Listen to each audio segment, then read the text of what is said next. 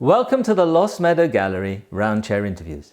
Today we are delighted to be welcoming the well-known Cornish artist Jo March, whose work is both fantastical and joyous and speaks to all who love her paintings of the Cornish landscape and people.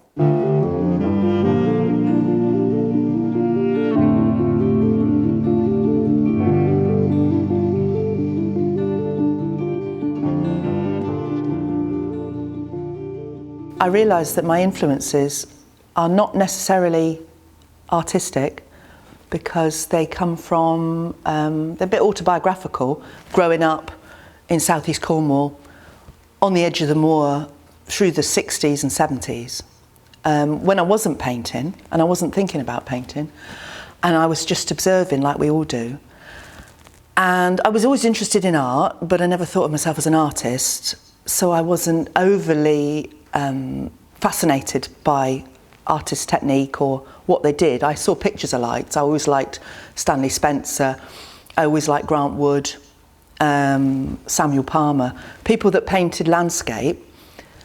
But I also liked portraits. I was interested in historical portraits. I was always into history, primarily.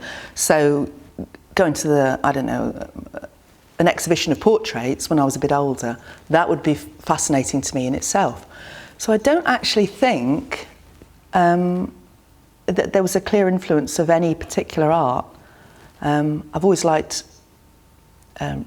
tendency towards realist art as opposed to abstract. So it's figurative more than abstract. But I think also it's just people and rural life and reading. I like a lot of what you call proper rural authors like Richard Jefferies, poets, Edward Thomas, that sort of thing. And actually, if I think about it, you said about the 50s vibe, I think I'm a massive Luddite and a massive nostalgically driven person. Not that I kind of think that it was an ideal time, any previous time, or that I've even got a sense of what that time is. But it's something to do with memory and it's something to do with atmospherics, and it's about former times in my head when I'm painting. It's not about now. At the time when I first started painting, it was on a whim. I'd graduated in history and I thought, what am I going to do? And I said, I'm going home to be an artist. Everybody laughed and said, are you really? That's going to be like a 6-month wonder. I went, no, I'm going to go home and paint. What are you going to paint? And I said, I don't know. So I came home and I bought some oils and some paper and things, and I lived at home with my mum and dad and the dogs and in a village like I'd always lived, where I'd lived all my life, and it was a curiosity to other people. And I had a bit of an affectation because I was having to front it out.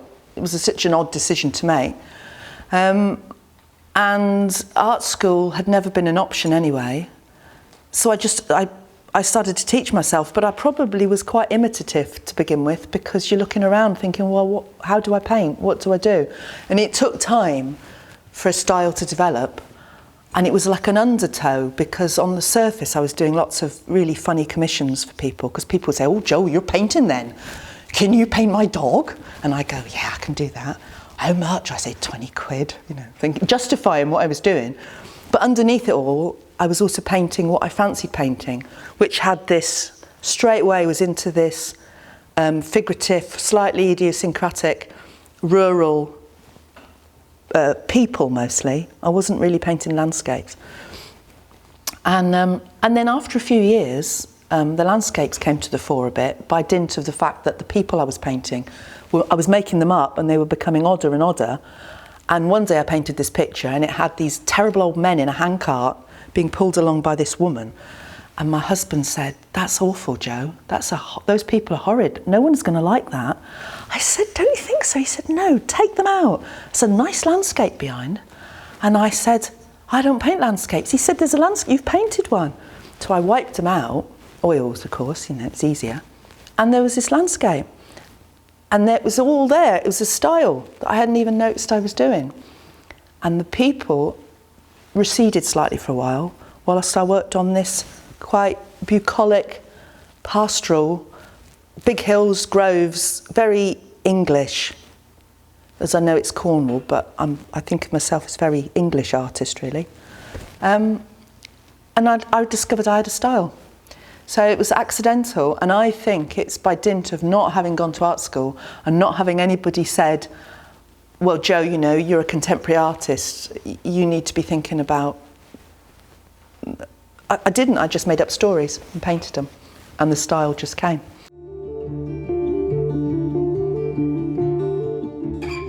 I tell you what happens is, I think it happens to everybody that paints over a long period of time, you develop motifs that recur. And initially I noticed I was repetitive, and I thought, oh, is this going to be a problem? I keep painting these certain figures, certain archetypal figures, and the landscape and the house is always very similar now in the paintings. And it bothered me for about 5 minutes. I thought, oh God, I'm becoming... Is it lack of imagination or something? Then I realised, no, actually what happens is it distills down into things that really count. And if you're content to be an artist that's telling their own story, and if you're content that your motifs are actually very honest and they are actually now coming out of you without really thinking about it, and you're not trying to do anything, then you realise your style has really moved on, and it makes you feel really satisfied. But it takes ages before you realise that's a good thing.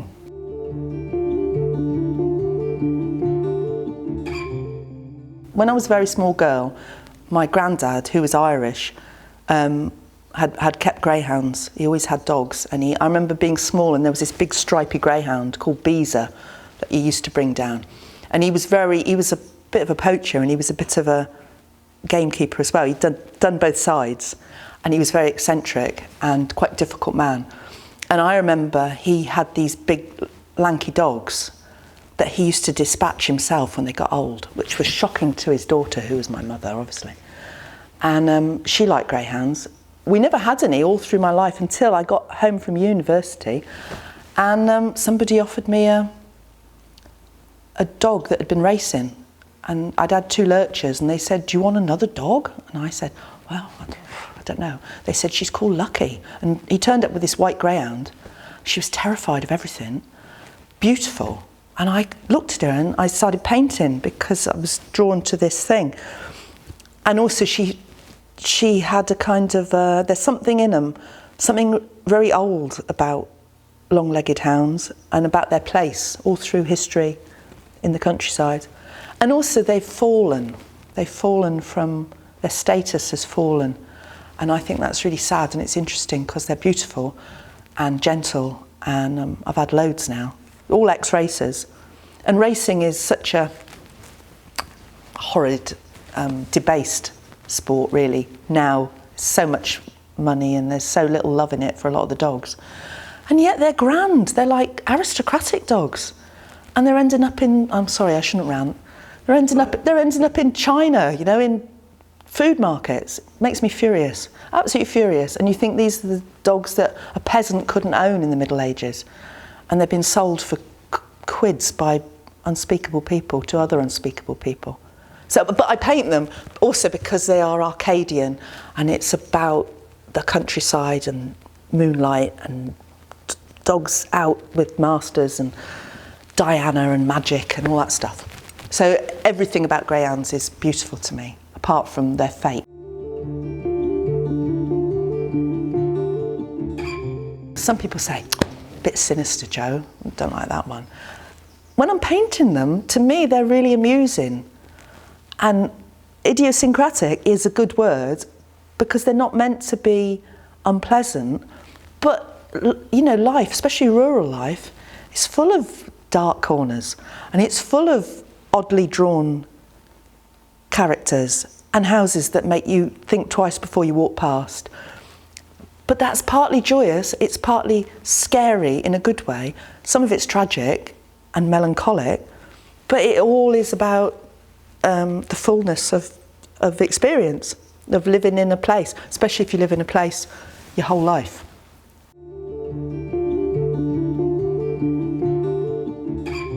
my mum was the village nurse, and so she was involved in everything, and she was a massive, big-hearted tyrant, really. And so everybody did what she said in De Wright, and she used to write these pantomimes and make people go in them, and we'd all have to dress up. And so I painted this portrait, which was like a family picture, and it's my mum and dad, and my dad is very laconic and straight-faced, wearing a big wig in a sort of a Baron Hardup outfit, and my mum is Baroness. And she's got me on her knee, and I look, I'm like a puppety thing. And my daughter is working it, because she was like, she's lovely, but she's a little monkey as well. She was a little tyrant as a girl. And it's true, it's a kind of a family portrait of a intensely odd family that we were. I can see ways that I could paint pictures that would be much more accessible in a wider way, much prettier, if you like, because some of them are quite sort of dark, really.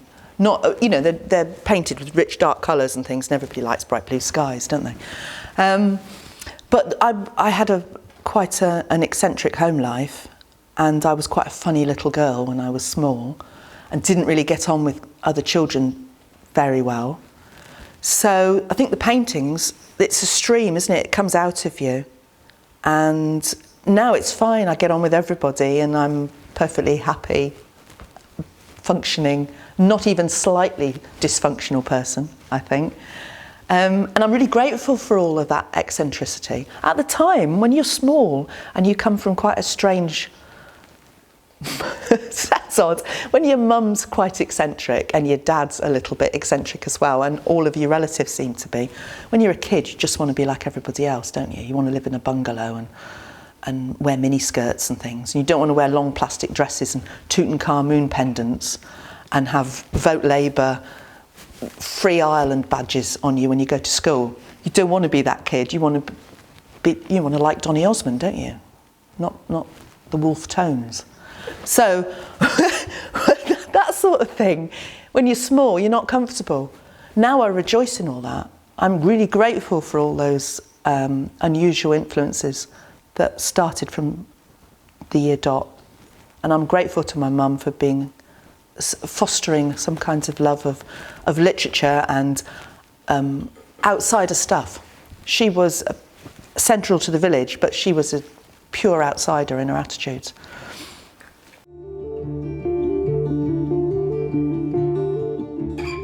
The landscapes are all invented.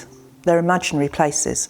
So whilst I might start at a point on the painting that's got a certain familiarity to it, you know, I'll be interested in a group of fields that I've seen, or the way some trees are growing, or a gate.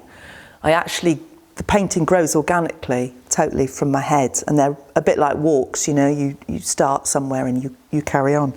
So, sorry, I'm fidgeting. So when I paint the landscapes, although they're Cornish in inspiration, I actually think they're more generally British, English, whatever. I don't actually think of them as being purely Cornish. We've got to have hills in them, which could place them in other places as well. There's a few things coming up. I write a bit, so I'm trying to focus a bit on producing narratives that go with the paintings, which all sounds a bit cutesy. It doesn't have to be. What happens is sometimes I'll paint a picture and I can see the story in it, and then I'm inspired, compelled to write down a few paragraphs about it. And I've got an exhibition in Suffolk next year at Imagine Gallery, and we've already spoken briefly that I'm going to produce either one piece of extended writing with pictures that illustrate that, or it could be a series of paintings and brief pieces that go with each one, and produce a book with it. So the next plan really is to try and actually turn the paint into written words as well, and combine the two. Other things, I've got all sorts going on, really. That's what's preoccupying me, because it's a challenge to actually write.